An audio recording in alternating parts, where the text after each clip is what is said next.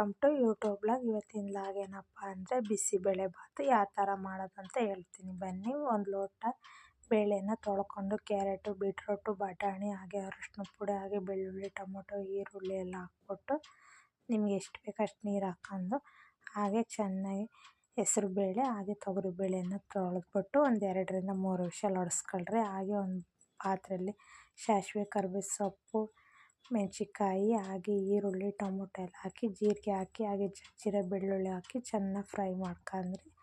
ಚೆನ್ನಾಗಿ ಫ್ರೈ ಎಲ್ಲ ಆಯಿತು ಅಂದಾಗ ಚೂರು ಸ್ವಲ್ಪ ಉಪ್ಪು ಹಾಕಿ ಉಪ್ಪೆಲ್ಲ ಹಾಕಿ ಮತ್ತು ಚೆನ್ನಾಗಿ ಸ್ವಲ್ಪ ಫ್ರೈ ಮಾಡಿರಿ. ಹಾಗೆ ಖಾರದ ಪುಡಿ ಹಾಗೆ ಅರಶಿನ ಪುಡಿ ಹಾಕ್ಬಿಟ್ಟು ಮತ್ತೆ ಒಂದ್ಸಲ ಚೆನ್ನಾಗಿ ಫ್ರೈ ಮಾಡ್ಕೊಳ್ಳಿ.